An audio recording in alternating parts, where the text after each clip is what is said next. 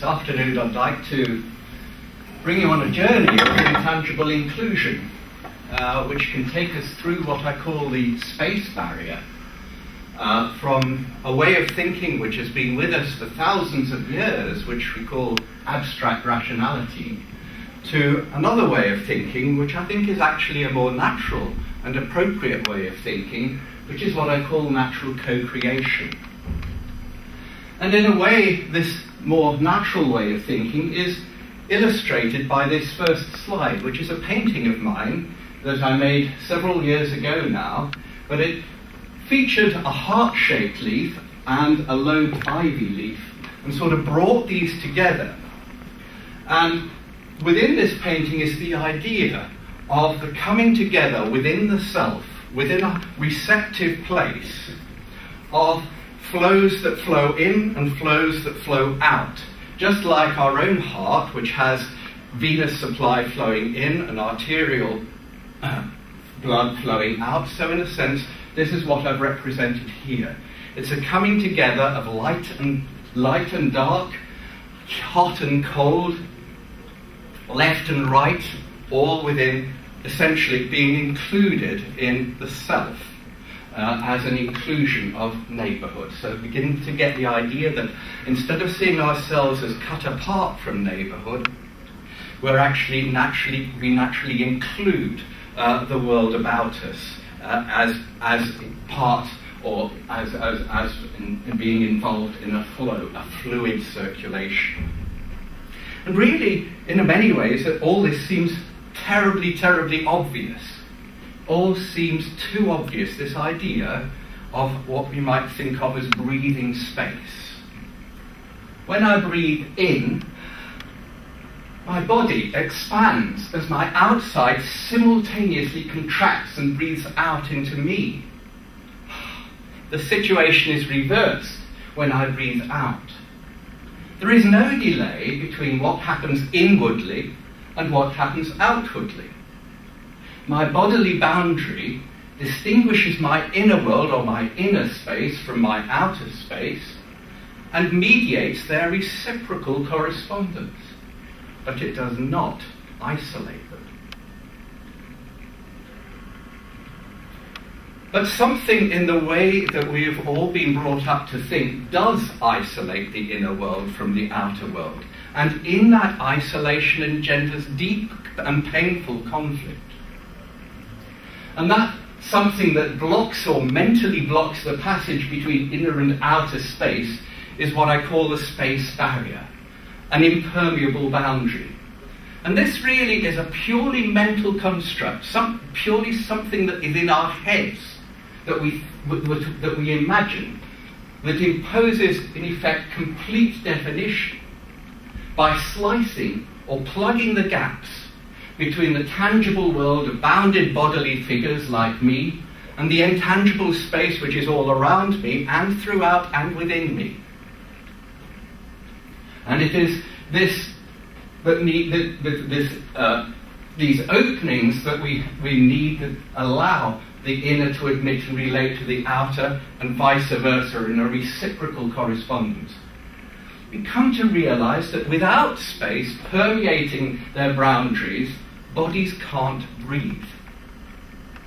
In fact, they can't even exist.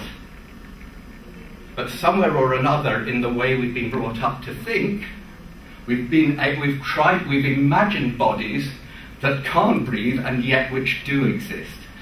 Let me explain a little bit further. Here's a story, or a paragraph from a piece of writing by Albert Einstein concerning what he described as the problem of space.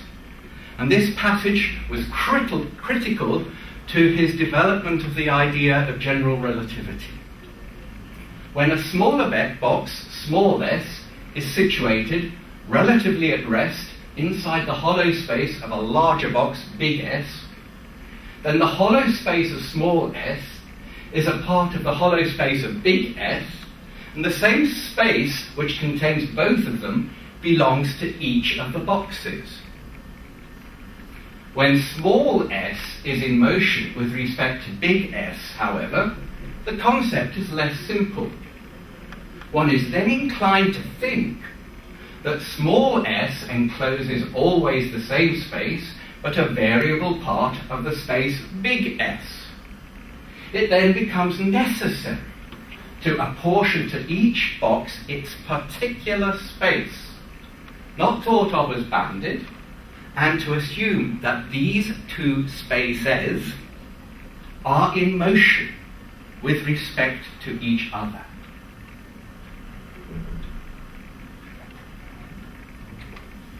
What was that?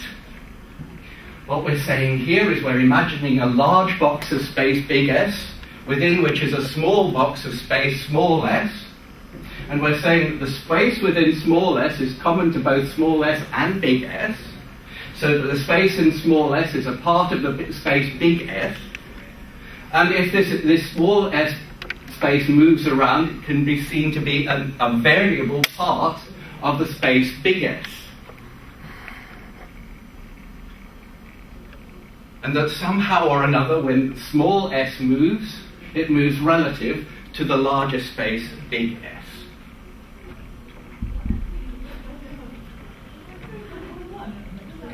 What's wrong? There's something wrong. Here is writ large the premise that space can be subdivided into discrete parts of a discrete whole. According to the logic of natural inclusionality that I want to introduce, this premise is false, at least as far as can be applied to reality, the natural reality that we inhabit. In the reality of our world, space cannot be pluralized into discrete particularities. It can only be distinguished into distinct, dynamically and permeably bounded regions. Space, as infinite, intangible presence, can neither be moved around nor fixed. It has no resistance. Therefore, it can neither be moved around or fixed. When I walk backwards and forwards, what is really happening is not my body moving through space, but space staying where it is and permeating through me. This is what Einstein didn't get in that depiction of the movement of the small box within the larger box. Space cannot be cut, it cannot be contained or occupied by the boundaries of natural, variably viscous flow forms. It can only be fluidly configured by them. We can move the frame, but we can't move the space. Einstein effectively, like many before and after him, confused the frame, confused the structure with the space. They're distinct, but mutually inclusive. You can cut the frame, you can move the frame. You can cut what's tangible, you can move what's tangible, but you cannot cut or move what is intangible. So it's very important to get an idea of this, the very idea of a truly intangible presence which has no resistance to movement and cannot resist movement. So literally, as I walk up and down, space in relative terms is slipping through me. It's hard for us to conceive because our mind is continually trying to make the intangible tangible, turn this intangible space into a fabric of some sort, space-time fabric or ether or dark matter or dark energy or whatever it might be. But at the heart of it is understanding the intangible space as a non-resistive presence. Not an absence, not nothingness, but no thingness. A non-resistive presence with zero pressure. Poets have always recognized this. All sorts of people have, in one way or another, always recognized this. What it leads us to understand is that in nature, everything is distinct. But since we can't cut space, and space is a continuous presence, not an absence, nothing is defined into absolute independent singleness. But our predominant way of thinking, rational thinking, depends on the idea that one thing can be defined as an absolute independent singleness. Okay, so we're now beginning to get this idea of distinct but mutually inclusive, tangible and intangible presences. The tangible presence we can think of as being energetic. The intangible presence we can think of as being spatial. We can think, as I'm moving up and down, you're aware that my body is not fixed. It's dynamic, it's a living body. And as such, my body is a configuration of energy, and energy is a configuration of space. So we arrive, perhaps, at a new kind of physicality. Oh, we'll get to that very shortly. We begin to arrive at a new way of thinking about physical reality. Let me just illustrate this now in a very, very simple way. Try to imagine that you have before you a sheet of endless white paper. This sheet represents, or can represent, the presence, the limitless presence of space as an intangible presence everywhere. Of course, such space on its own would be formless. So the question is, how can form materialize within this infinite expanse? Well, we might give form by drawing a dotted line onto this paper, and that dotted line is actually, as one draws a dotted line, it's like dynamically configuring the space that is already there. Okay? We draw a dotted line, and the very act of drawing it has to be done dynamically. And as we're drawing, we're not removing the space, which is already present. We're, if you like, introducing some stiffening, some local stiffening into the space. So we now dynamically configure a figure of a gingerbread man. We've effectively represented a gingerbread man as an energetic configuration of space. We might pop another gingerbread man in the vicinity of the first gingerbread man. Having done that, we begin to recognize that this continuous, limitless space everywhere now can be distinguished into distinctive regions. They're distinct, but not discrete. There's a space within the gingerbread man, which we can call intraspace. Classical biological kinds of terms, which like intracellular, and so on. So we can think of the space within and call it intraspace. We can think about space between the two figures and call that interspace. We could think about space beyond the figures and call that extra space, which I haven't put on this slide.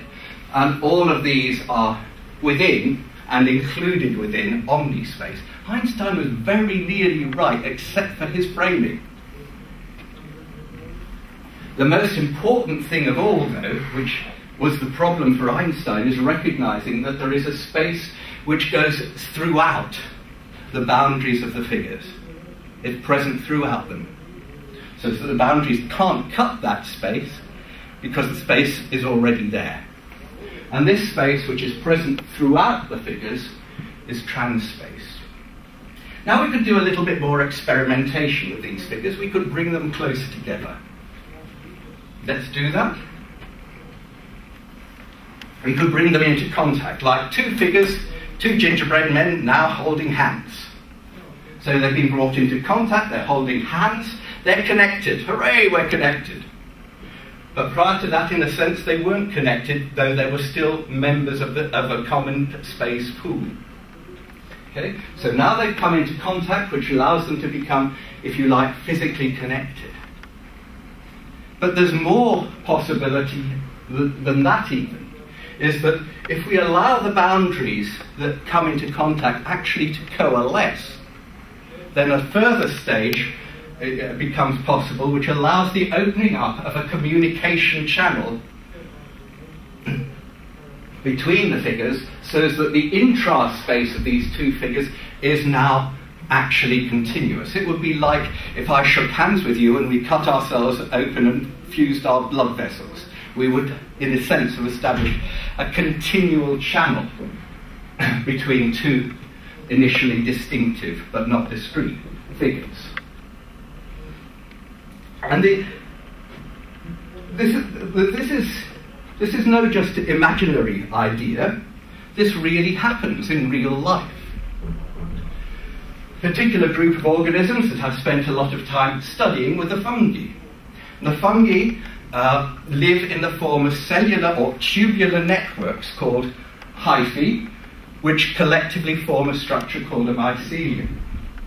The formation of the collective structure from the individual hyphal tubes depends in many fungi on a remarkable phenomenon whereby hyphae that were initially separate from one another, or that is that they had interspace between them, can come together, make contact, and then open up the boundaries so that their intraspace, their internal space, becomes in common, and a communication channel is formed between them. So here is an actual, this hyphal tube here with a growing tip has come towards this hypha over there.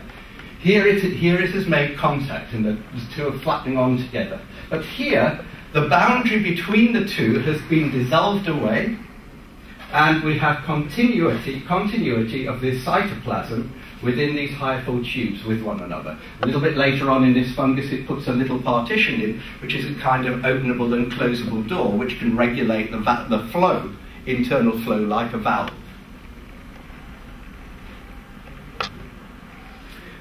Another simpler demonstration might be to think about two water droplets on a plane of glass. As they get larger and come into contact, the surface tension suddenly goes and they coalesce. You see this reciprocal rush, and each flows reciprocally into the other. Now, what abstract rationality does to this gorgeous dynamic configuration of figures as energetic configurations of space is it takes a pair of scissors and cuts around the dotted line. The figures then drop out of their spatial context and become isolated. And that is what abstract rationality does. It isolates the figures by cutting them free from the space from which they cannot be cut free.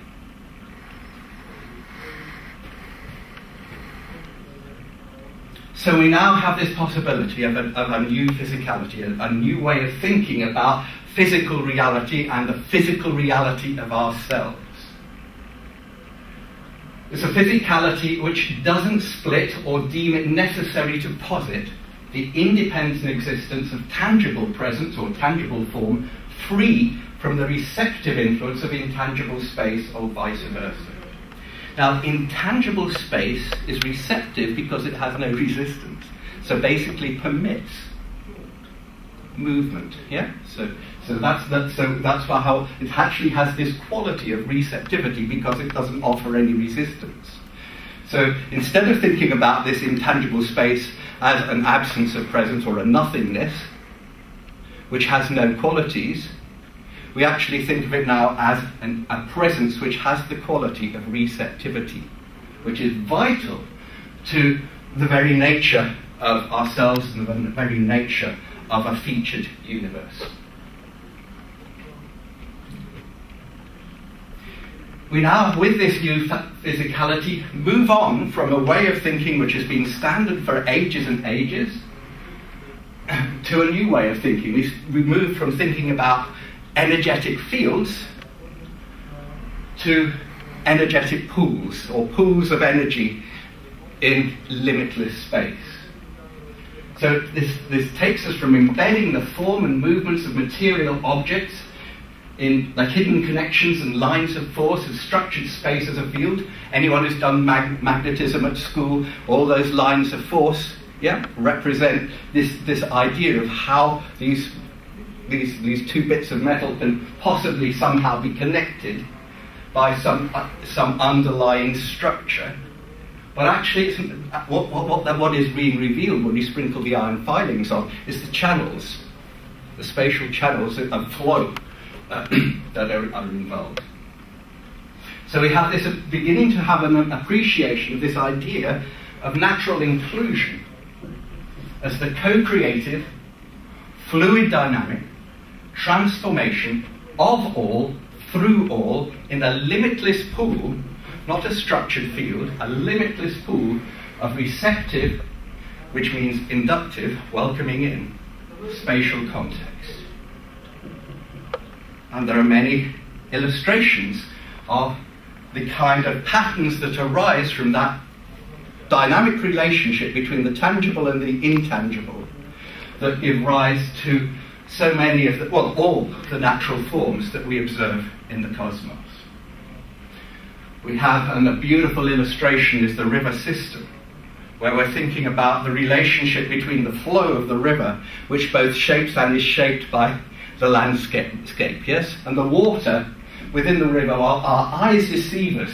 We think that the water ends at the river's banks. Of course it doesn't. It continues straight through as the water table, just like space continues straight through those figures when we allow ourselves to think about it. So we're beginning to move into a new way of thinking, a new way of imagining ourselves or understanding ourselves in the world.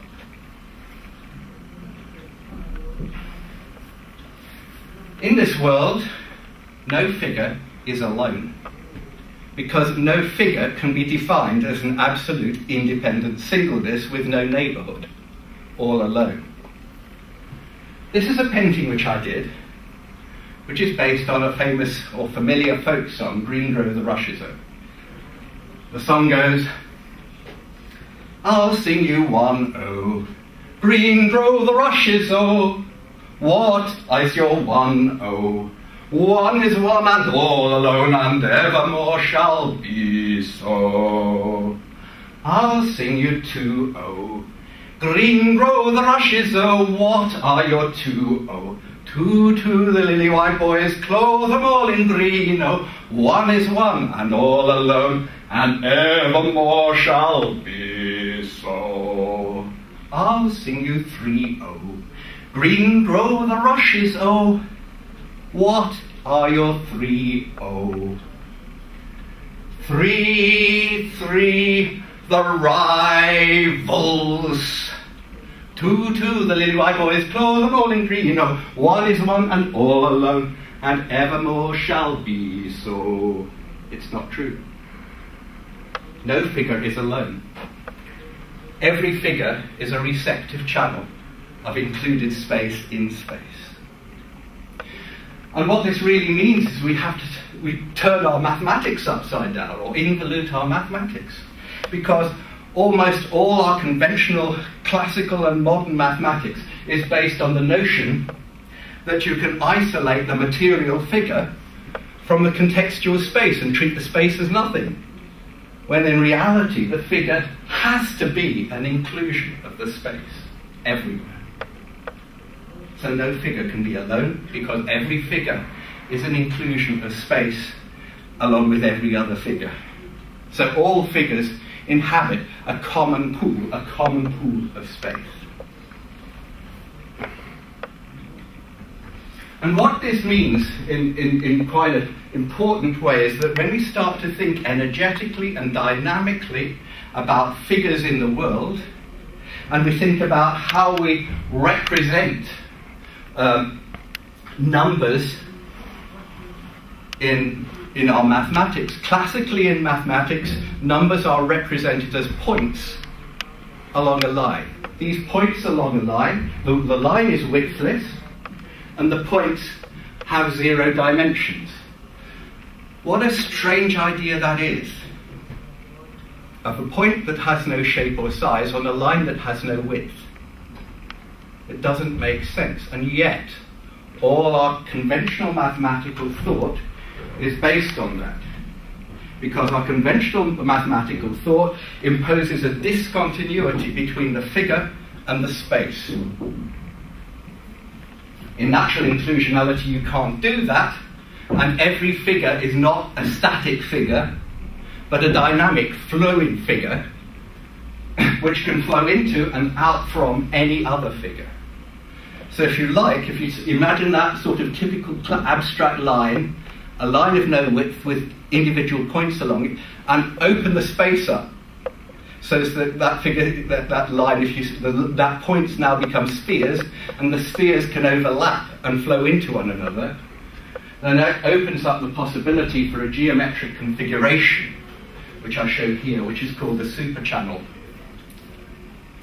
which is kind of natural inclusionality's answer to superstring theory. It's a channel of included space, a channel of energetically configured included space.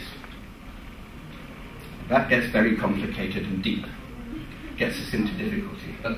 But maybe there's just the beginning of a feeling for how, as soon as we allow intangible presence to be present within and throughout, beyond and throughout figures, then that begins to change our perceptions.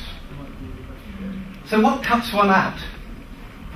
What cuts one out of this natural inclusion? This is a painting which I did when I was depressed after a year of postgraduate research. And I was depressed because I was trying to apply objective scientific methodology to the study of natural systems. And what I was perhaps unconsciously aware of was that my very method was preventing me from truly and deeply engaging with what I most desperately wished to understand. I was literally, through my method, alienated from the natural world. My method had slashed the space and produced a space barrier between me as this alienated figure and the natural world, which was hidden behind some impenetrable barrier.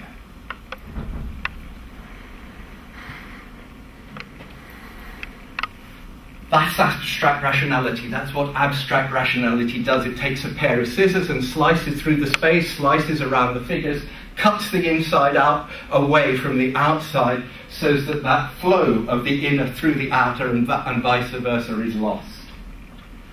So we take a lovely dynamic or fluid existence, and what we try to do is we parcel it up in boxes. Boxes just like Einstein's boxes of space. And we have particles whose positions and movements we plot within a set of Cartesian coordinates. Another box of space. But space can't be boxed. You can't box infinity.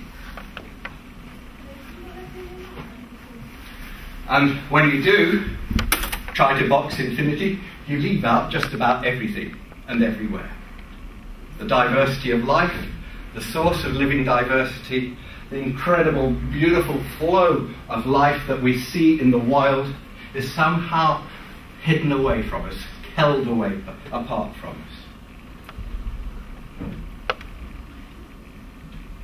So when we begin to really take to heart this understanding that space is this intangible presence, which as an intangible presence cannot be cut, then we have quite different perceptions of the notions of connectivity and continuity than those which we might have if we're thinking in an abstract way.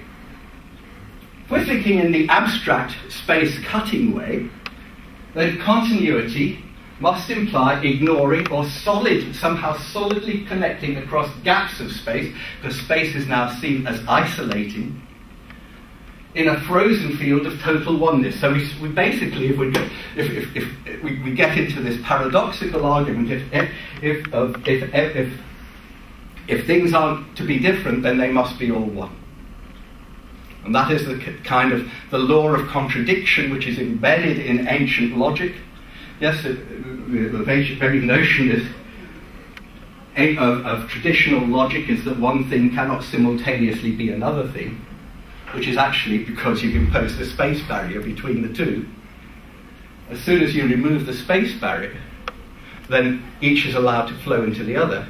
But if you're working in a logic which is fixed and framed, yeah, then the only alternative to being in opposition, in contradiction, is to be all one.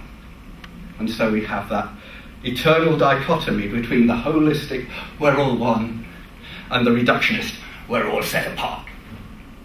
But the truth is neither. In natural inclusionality, continuity is due to the non-local omnipresence of space as a limitless pool of creative potential and receptive presence. The rigid rule of the ice queen, the rationalistic ice stream, melts into the fluidly connective and redistributive energetic configurations of space that cannot be cut. We appreciate that life is about holding openness, about living light and loving darkness, where light is an inclusion of darkness and darkness an inclusion of light. Because darkness is essential, or darkness and transparency, if you like, is a quality of space, of the intangible presence, and light, of course, is the quality of the tangible, energetic presence. So we begin to have this idea of a dynamic reality in which light and dark are not isolated from one another, but mutually inclusive whilst being distinct. And in that distinct but mutually inclusive occurrence of two distinctive presences, we create the diversity of the cosmos. We co-create the diversity of the cosmos. We transfigure our notion of self as an I, an upright I, which is divorced from all around, and allow the space to come through, so that the I is actually an inclusion of the world, a dynamic inclusion of the world, through the cavity, the inevitable, inescapable, intangible presence at its heart. So, the natural inclusional I is a transfigural I, which brings together the air, fire, earth, and water of the world through the space which is common to all. And out of that recognition of the cavity in our hearts arises compassion for all and other. Compassion for ourselves, compassion for others. It leads us to a very different way of thinking about governance and the very nature of democracy. True democracy is governance of all, for all, by all, through all. It does not leave anyone out. It is not majority rule. It is not a system of governance that sets one side against another side in a system of opposition and argues the toss between them. It is a system of governance which allows all possibilities to be heard, gathered in, taken account of, through a process of receptive and reflective and responsive co-inquiry. We move, if you like, from ideal to idyll or back again. Abstract science, logic, mathematics discounts the intangible presence. Supernatural idealism discounts the tangible presence, says, oh, it's all ether, man. Natural inclusional science, logic, mathematics incorporates, embodies the intangible presence in the tangible and the tangible in the intangible. We transcend the polarity between individualism and collectivism, because intangible inclusion incorporates the breathing space of agape, or agape, in one's logic. This allows one to pass through the space barrier between individualism and collectivism to the true democracy of natural co-creation. No left and right wing, no socialism and individualism, each as an inclusion of the other. But logic without agape divides object from subject, creates and forces opposition, competition. This is a complex slide, but I want to just, it was the only way that I could actually bring you through a way of thinking about ourselves and all others as needful creatures, to an understanding of the natural inclusion of neighbourhood itself, The heart of the issue comes down to the fundamental nature of self-identity. The key social, psychological and political contribution of natural inclusionality is to shift from the rationalistic perception of self or group as an autonomous entity, an independent singleness or whole, to a natural dynamic inclusion of neighbourhood, an energetically bounded cavity at heart. We move from being sort of alienated inhabitants of the world to truly being inhabitants of the world. This affects not only how we think about ourselves, but how we feel about ourselves. We need sustenance. We need shelter. We need care. We need love. We need to love. This is the essence of our humanity as living creatures. When these needs are denied, our humanity becomes compromised. Objective rationality denies those needs by imposing this space barrier at one's local self-boundary, cutting one's inner self off from one's outer self, so that one's true self gets lost in the translation. The space barrier brings the illusion of ontological security and freedom of choice. Inclusionally, there may be choice, there may be will, there may be local influence, but it can never be entirely free, because you cannot entirely cut a figure away from its spatial context. The space barrier is the origin of painful contradiction in our lives. The natural inclusion of intangible presence dissolves the space barrier. The deep inclusion of the I in nature is more than the inclusion of an automaton that connects and interacts or unites seamlessly with others. It is the inclusion of the I that includes and is the expression of its neighbourhood in its self-identity, like the river that is an expression of its landscape, and the flower that is an expression of its habitat. Needfulness is not selfishness or deficiency. It brings love to life and life to love.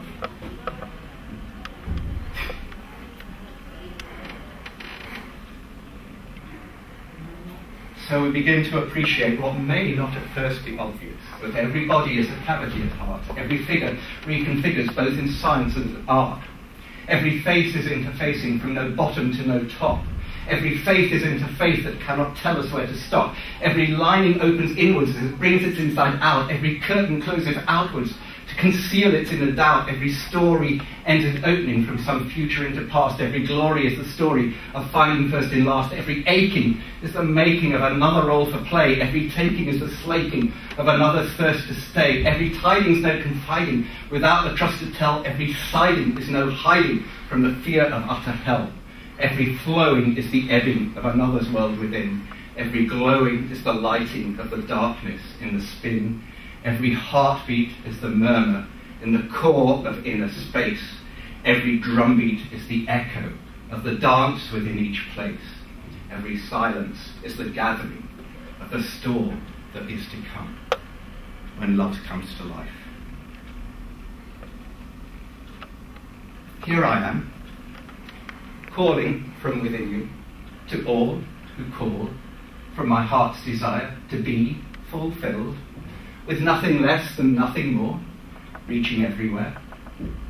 Beyond each lingering moment of transient life spinning around me, turning inside my dear embrace, with nowhere further to go than somewhere deep inside, without walls, within walls, beyond eyeshot, beneath earshot. I cannot be pierced, not even by the fiercest assault, mounted from a place without my consent by those hell-bent on reaching my infinite depth. Such a vain, hopeless venture, not the spirit of adventure that brings you close, within my reach, beyond your grip. And here I feel is hope for the future, of coming through the space barrier. As Michael Polanyi said, once upon a time, long ago now, for once men have been made to realize the crippling mutilations imposed by an objectivist framework. Once the veil of ambiguities covering up these mutilations has been definitely dissolved, many fresh minds will turn to the task of reinterpreting the world as it is, and as it then once more will be seen to be. And it is those fresh minds that I'd hope my talk will encourage. Thank you.